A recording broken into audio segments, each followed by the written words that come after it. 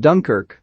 The film alternates between three different periods of time involving separate groups of people leading up to their encounter at Dunkirk, and as such, the film follows a non-linear narrative. The opening text reads that the British and French armies during World War II have soldiers stranded on Dunkirk as they wait for the miracle of a rescue, or until they die. 6 British soldiers are walking through the desolate streets of Dunkirk. They are looking through abandoned houses for supplies when they are fired at by German soldiers. 5 men are killed except for one, Tommy, Fionn Whitehead. He escapes the gunfire and makes it to the beach where hundreds of soldiers lay dead. Tommy tries to find a spot to relieve himself when he sees a young soldier, Gibson, Aneurin Bernard, burying another soldier in the sand. Tommy goes over to help him. The other soldiers look up as German planes fly overhead and start dropping bombs. Many men are struck, and Tommy prepares to go down as well, but the bombs miss him. Tommy finds a wounded soldier left for dead. He and Gibson pretend to be medics to carry the soldier on board the ship tending to the wounded. They pass a group of French soldiers trying to get on, but are being denied entry under orders. Tommy and Gibson do not make it onto the boat, but manage to hide out by the mole, the concrete structure separating the water, until the next vessel shows up for them.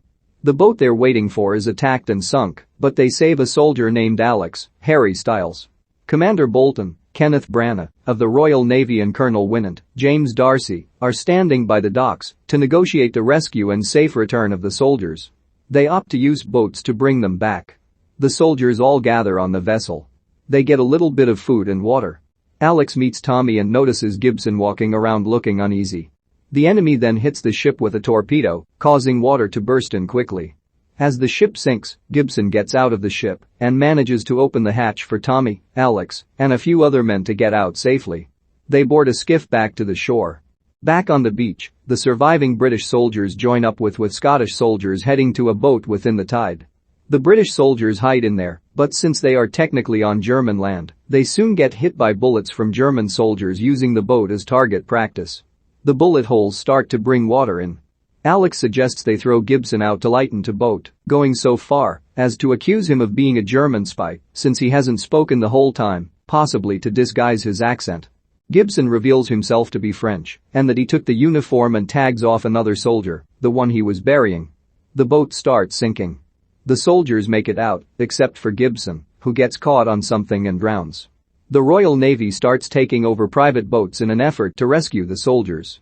A mariner named Mr. Dawson, Mark Rylance, takes his own ship with his son Peter, Tom Glynn-Carney, as opposed to allowing naval officers to commandeer it themselves. The two are joined by their young helper George, Barry Keoghan, who assures Mr. Dawson that he can be of good use to them. The boat passes a sunken British ship. They find a shell-shocked soldier, Cillian Murphy, in the water. Mr. Dawson asks his name, but the soldier is silent. George tries tending to him with some tea, but the soldier knocks it out of his hand. The soldier asks Mr. Dawson where they are headed. He tells him Dunkirk, and the soldier is fearful of going back there. He tries to take control of the boat from Mr. Dawson, and the ensuing struggle leads to George falling to the bottom of the boat and hitting his head hard. Peter goes to tend to his wounds. George gradually starts to lose his sight. Peter tells his father, but Mr. Dawson says they have come too far to turn back for help. 3 Spitfire pilots fly over the sea to provide air support to the troops. The squadron leader, plus pilots Ferrier, Tom Hardy, and Collins, Jack Lowden, spot German planes in the sky and go after them. One of the Germans shoot down the squadron leader, leaving Ferrier and Collins up there on their own. Ferrier's fuel gauge is broken, so he does his best to preserve fuel and take the enemy down. Collins' plane is shot down, and he heads down to the water. He tries to break himself free, but the water is pouring in, and he is stuck. Nearly resigning himself to his fate, Collins is broken out by Peter, as his father's boat has managed to find the plane. They bring Collins on board. From his conversation with Mr. Dawson, we learn that Peter's older brother was a pilot who died in the early weeks of the war. More private British boats show up on the waters to rescue the soldiers.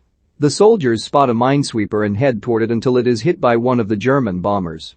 The water fills with oil as the soldiers swim past it and get covered in it before it is ignited, killing several men. Ferrier manages to shoot down the bomber as he runs out of fuel and heads toward the beach to make a safe landing. Mr. Dawson pulls Tommy, Alex, and a few other men onto his boat. Alex points out to the Dawsons that George is dead. The shell-shocked soldier, unaware of this, asks Peter if George will be okay. Peter lies and says yes. Ferrier lands his plane slowly by the shore. He sets his plane on fire and is soon captured by German soldiers. The Dawsons return home following the rescue. Peter gets a picture of George and takes it to the local paper so that the boy may be remembered as a hero. Bolton and Winand mention having saved 300,000 men after only planning to rescue 30,000. Bolton stays to make sure the French can evacuate. The soldiers are sent home on a train. Alex thinks that they will be met with scorn upon returning for failing to win. He sees a newspaper with a message from Winston Churchill regarding the evacuation and asks Tommy to read it. As Tommy reads it upon entering the station, a man approaches the window and hands Alex 2 beers. Other people welcome the soldiers back with applause. Tommy finishes reading Churchill's statement which mentions the bravery and efforts of the soldiers.